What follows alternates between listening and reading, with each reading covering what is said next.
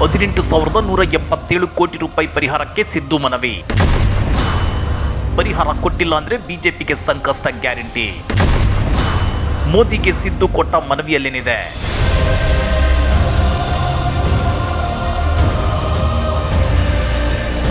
ಹೇಳಿದಂತೆ ಇವತ್ತು ಸಿಎಂ ಸಿದ್ದರಾಮಯ್ಯ ದಿಲ್ಲಿಯಲ್ಲಿ ಪ್ರಧಾನಿ ಮೋದಿ ಅವರನ್ನ ಭೇಟಿಯಾಗಿ ರಾಜ್ಯದ ಸಮಸ್ಯೆಗಳ ಬಗ್ಗೆ ಚರ್ಚೆ ನಡೆಸಿದ್ದಾರೆ. ಕೇಂದ್ರದಿಂದ ರಾಜ್ಯಕ್ಕೆ ಬರಬೇಕಾದ ದೊಡ್ಡ ಪಟ್ಟಿಯನ್ನೇ ಪ್ರಧಾನಿ ಮೋದಿ ಮುಂದಿಟ್ಟಿದ್ದಾರೆ. ಲೋಕಸಭಾ ಚುನಾವಣೆಗೆ ಇನ್ನು ಕೇವಲ 5 ತಿಂಗಳು ಬಾಕಿ ಇದ್ದು ಮೋದಿ ಸಿದ್ದು ಕೊಟ್ಟ ಮನವಿಗೆ ಸ್ಪಂದಿಸಲೇಬೇಕಾಗಿದೆ. ಈ ಹಿಂದೆ ರಾಜ್ಯದಲ್ಲಿ ಬಿಜೆಪಿ ಸರ್ಕಾರ ಇದ್ದಾಗ ಅರೆಬರೆ ಅನುದಾನ ಬಿಡುಗಡೆ ಮಾಡಿ ಕೈ ತೊಳೆದುಕೊಂಡಂತೆ ಈಗ ಕೇಂದ್ರ ಸರ್ಕಾರ ಮಾಡೋದಕ್ಕೆ ಬರಲ್ಲ.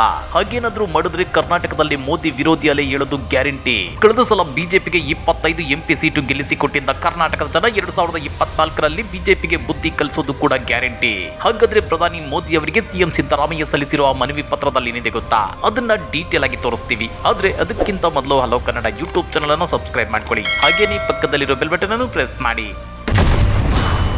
ಮೋದಿಗೆ ಸಿದ್ದು ಮನವಿ ನಂಬರ್ 1.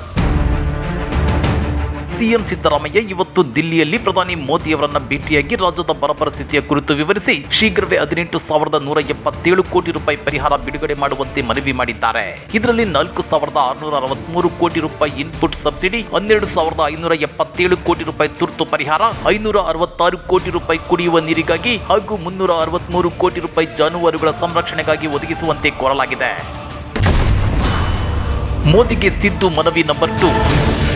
ರಾಜ್ಯದಲ್ಲಿ 236 ತಾಲೂಕುಗಳ ಪೈಕಿ 223 ತಾಲೂಕುಗಳು ಬರಪೀಡಿತವಾಗಿದ್ದು ಅದರಲ್ಲಿ 196 ತಾಲೂಕುಗಳಲ್ಲಿ ಬರದ ತೀವ್ರತೆ ಹೆಚ್ಚಾಗಿದೆ. ಇದರಿಂದ 48.19 ಲಕ್ಷ ಹೆಕ್ಟೇರ್ ಪ್ರದೇಶದಲ್ಲಿ ಕೃಷಿ ಮತ್ತು ತೋಟಗಾರಿಕಾ ಬೆಳೆಗಳು ನಷ್ಟವಾಗಿದ್ದು ಇದರಿಂದ ಹೆಚ್ಚಿನ ಸಂಖ್ಯೆಯ ಸಣ್ಣ ಮತ್ತು ಅತಿ ಸಣ್ಣ ರೈತರು ಸಂಕಷ್ಟಕ್ಕೆ ಒಳಗಾಗಿದ್ದಾರೆ. ಎನ್ಡಿಆರ್ಎಫ್ನಿಂದ 4,663 ಕೋಟಿ ರೂಪಾಯಿ ಇನ್ಪುಟ್ ಸಬ್ಸಿಡಿ ಒದಗಿಸುವಂತೆ ಸಿಎಂ ಸಿದ್ದರಾಮಯ್ಯ ಮನವಿ ಮಾಡಿದ್ದಾರೆ.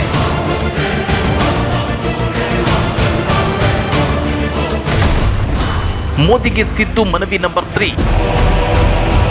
ರೈತರಿಗೆ ಇನ್ಪುಟ್ ಸಬ್ಸಿಡಿ ನೀಡಲು 2015-16ರ ಕೃಷಿ ಗಣತಿಯನ್ನ ಪರಿಗಣಿಸಲಾಗುತ್ತಿದ್ದು ಇದು 8 ವರ್ಷ ಹಳೆಯ ಮಾಹಿತಿಯಾಗಿದೆ. ಅಲ್ಲದೆ ರಾಜ್ಯದಲ್ಲಿ ರೈತರ ದತ್ತಾಂಶವನ್ನು ಫ್ರೂಟ್ಸ್ ದತ್ತಾಂಶದಲ್ಲಿ ದಾಖಲಿಸಲಾಗಿದ್ದು ಪಿಎಂ ಕಿಸಾನ್ ಯೋಜನೆಗೆ ಇದನ್ನು ಪರಿಗಣಿಸಲಾಗುತ್ತಿದೆ.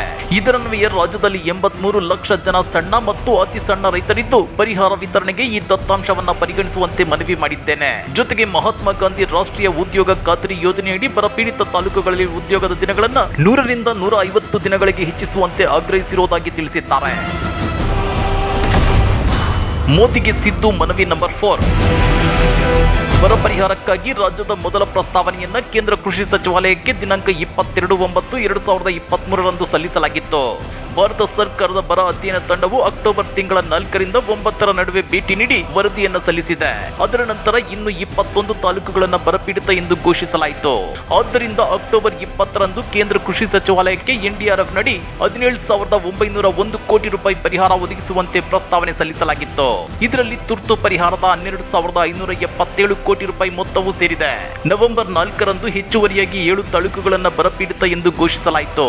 ಈ ಹಿನ್ನೆಲೆಯಲ್ಲಿ ಸಲ್ಲಿಸಿದ ಪೂರಕ ಮನವಿಯೊಂದಿಗೆ ಕೇಂದ್ರದಿಂದ 18,177 ಕೋಟಿ ರೂಪಾಯಿ ಪರಿಹಾರಕ್ಕೆ ಪ್ರಸ್ತಾವನೆ ಸಲ್ಲಿಸಲಾಗಿದೆ ಅಂತೇಳಿ ಮಾಹಿತಿ ನೀಡಿದ್ದಾರೆ. ಮೋದಿಗೆ ಸಿದ್ದು ಮನವಿ ನಂಬರ್ 5. ಮೊದಲ ಮನವಿ ಸಲ್ಲಿಸಿ ಈಗಾಗಲೇ 3 ತಿಂಗಳು ಕಳೆದಿದ್ದು ರೈತರು ಅತ್ಯಂತ ಸಂಕಷ್ಟದ ಪರಿಸ್ಥಿತಿಯಲ್ಲಿದ್ದಾರೆ. ಬೆಳೆ ವಿಫಲವಾಗಿರುವ ಹಿನ್ನೆಲೆಯಲ್ಲಿ ರೈತರಿಗೆ ಇನ್ಪುಟ್ ಸಬ್ಸಿಡಿ ನೀಡುವುದು ಅತ್ಯಗತ್ಯವಾಗಿದೆ ಅಂತೇಳಿ ಪ್ರಧಾನಮಂತ್ರಿಗಳಿಗೆ ಮನವಿ ಮಾಡಿಕೊಟ್ಟಿದ್ದಾರೆ. ಬರದಿಂದ ಸಂಕಷ್ಟದಲ್ಲಿರೋ ಕರ್ನಾಟಕದ ರೈತರ ಹಿತರಕ್ಷಣೆಯ ದೃಷ್ಟಿಯಿಂದ ಆದಷ್ಟು ಬೇಗ ಪರಿಹಾರ ಬಿಡುಗಡೆ ಮಾಡುವಂತೆ ಕೋರಿದ್ದೇನೆ ಅಂತೇಳಿ ಸಿಎಂ ಸಿದ್ದರಾಮಯ್ಯ ತಿಳಿಸಿದ್ದಾರೆ. ಹಾಗಾದ್ರೆ ಪ್ರಧಾನಿ ಮೋದಿಗೆ ಸಿಎಂ ಸಿದ್ದರಾಮಯ್ಯನವರು ಕೊಟ್ಟ ಈ ಮನವಿ ಪತ್ರಕ್ಕೆ ಕೇಂದ್ರ ಬಿಜೆಪಿ ಸರ್ಕಾರ ಸ್ಪಂದಿಸಿಲ್ಲ ಅಂದ್ರೆ ಕರ್ನಾಟಕದ ಜನ 2024ರ ಎಂಪಿ ಎಲೆಕ್ಷನ್ ಅಲ್ಲಿ ಬಿಜೆಪಿಗೆ ಬಿಸಿ ಮುಟ್ಟಿಸೋದು ಗ್ಯಾರಂಟಿನಾ? ಕಮೆಂಟ್ ಮಾಡಿ, ವಿಡಿಯೋ ಲೈಕ್ ಮಾಡಿ, ಶೇರ್ ಮಾಡಿ. ಇಂಥ ಮತ್ತಷ್ಟು ರೋಚಕ ರಾಜಕೀಯ ಸುದ್ದಿಗಳನ್ನ ಮಿಸ್ ಮಾಡದೆ ನೋಡಬೇಕು ಅಂದ್ರೆ ಹಲೋ ಕನ್ನಡ ಯೂಟ್ಯೂಬ್ ಚಾನಲ್ ಅನ್ನ ಸಬ್ಸ್ಕ್ರೈಬ್ ಮಾಡ್ಕೊಳ್ಳಿ.